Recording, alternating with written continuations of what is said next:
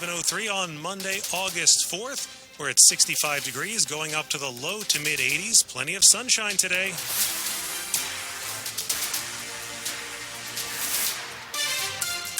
Good morning, I'm John Aaron. And I'm John Domen. Our top local story here at this hour, a Maryland mom indicted for a second time on murder charges in the 2014 disappearance of two young children.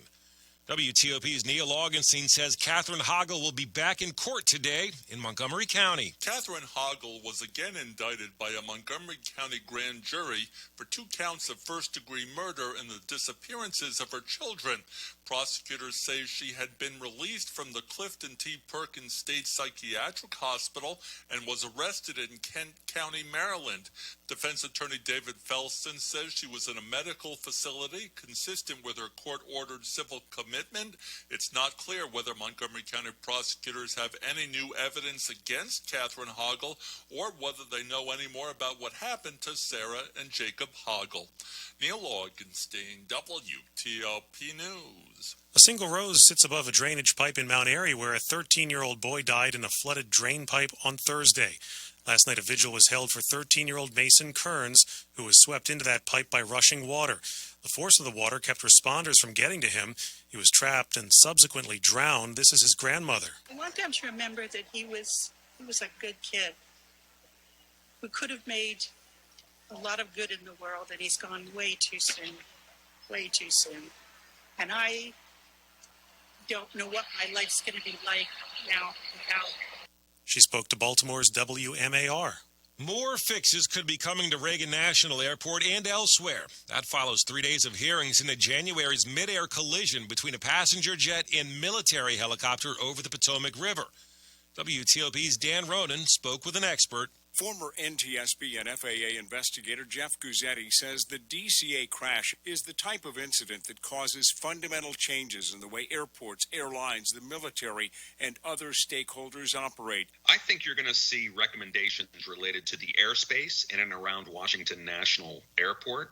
I think you're going to see recommendations relating to the mixing of helicopter traffic with airline traffic. Guzzetti called the hearings a day of reckoning for both the FAA and the Army concerning the way it handled operations around DCA before the crash, as numerous reports showed both agencies were aware the airspace was exceptionally crowded. The final NTSB report is expected in the spring of 2026. Dan Ronan, WTOP News. The IRS is rescinding about 80 layoffs that happened earlier this year.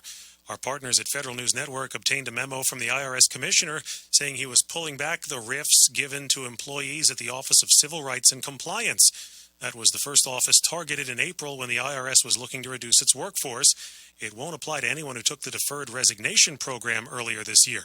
The IRS is also looking to hire about 11,000 call takers ahead of next year's tax filing season, saying without those hires, it'll only be able to answer a fraction of the phone calls it gets. The best chefs and restaurants across the D.C. area were honored last night at the RAMMY Awards. One of my favorite spots was recognized. What about yours? WTOP's Luke Lukert has a look at who won.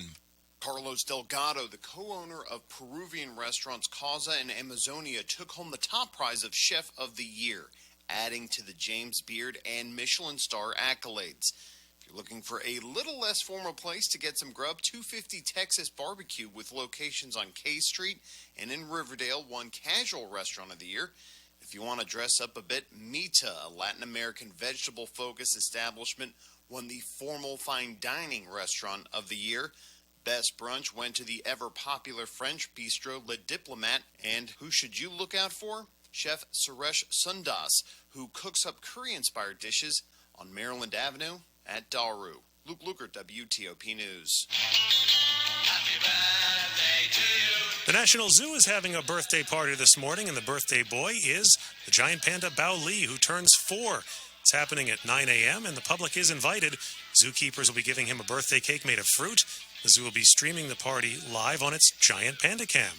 Somehow our writer this morning took the puns out of that one. It was supposed to be a berry fruity birthday cake, right? Well, we owe our writer a drink for saving everyone that.